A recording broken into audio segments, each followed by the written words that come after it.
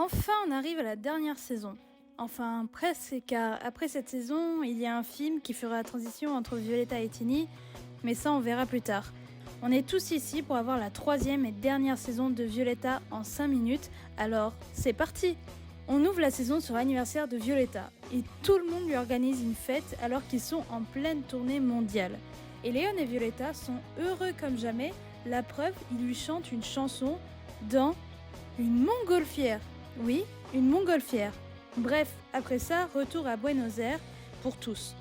Au studio, il y a un nouveau professeur car Gregorio veut monter sa propre école. Il y a aussi un nouvel élève, Alex, mais qui cache sa véritable identité. Marco, lui, décide de partir et quitte Francesca, qui trouve du soutien auprès de Diego. Pendant ce temps, Herman rencontre une femme qui s'avère être la mère de Ludmila. Il tombe sous son charme, surprenant les filles.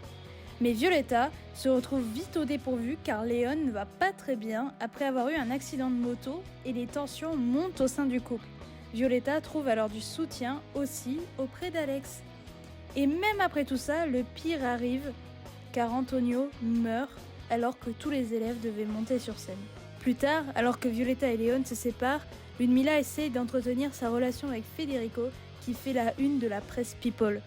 Herman et Priscilla, donc la mère de Ludmila, veulent célébrer leur amour alors qu'Angie revient en ville. Et attention, nous allons être témoins du plus gros aveuglement de tous les temps, l'apparition de Roxy et Fausta aka Violetta et Francesca. Violetta, enfin Roxy, veut espionner Léon et devient élève au studio.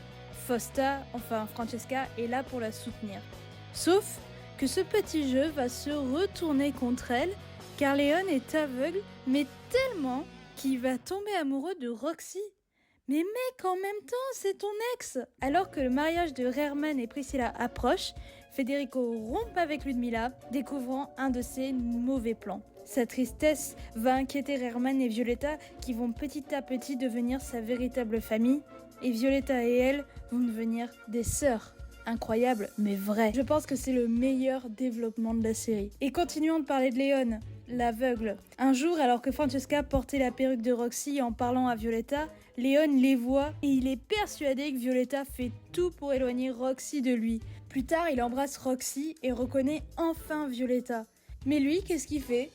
Il décide de lui faire la gueule. Le studio commence à avoir des problèmes financiers et les élèves regorgent d'idées pour aider. Site internet, spectacles, vente de musique, même Herman les aide administrativement. Mais pendant tout ce temps, Francesca et Diego se sont rapprochés et sortent ensemble secrètement jusqu'à ce que Violetta le découvre et le prenne comme une trahison. Et retournement de situation, Jade rachète le studio. On l'avait presque oublié celle-là, mais revenons un peu en arrière. Il s'avère que Alex est le fils d'un riche homme d'affaires qui rencontra Jade et tomba amoureux d'elle jusqu'à l'épouser. Donc Jade avait accès à énormément d'argent pour racheter le studio. Mais le fait de le racheter, elle découvre la double vie de son beau-fils Clément, aka Alex. Angie et Herman se rapprochent alors qu'ils travaillent au studio, ce qui ne plaît pas à Priscilla qui commence à montrer son vrai visage, comme pousser Violetta dans les escaliers, mais oui! Elle coupe les freins de la voiture d'Angie aussi. Elle va donc finir en psychiatrie après que Herman ait découvert tout ça. Et forcément, ils divorcent. Le studio va mieux et décide d'ouvrir leur propre maison de disques, sauf que le mari de Jade découvre tout, car il n'était pas au courant qu'elle avait racheté un studio. Et en fait, c'était encore un plan pour qu'elle se rapproche de Herman.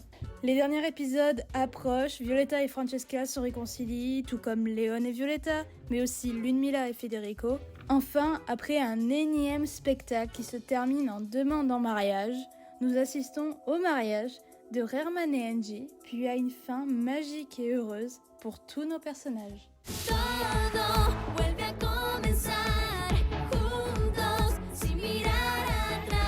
Merci d'avoir regardé la vidéo, c'était Séance Rattrapage. Franchement, ce concept, j'adore le faire. N'hésitez pas à me dire des séries sur lesquelles je peux le faire. On se retrouve bientôt pour une nouvelle vidéo. Salut!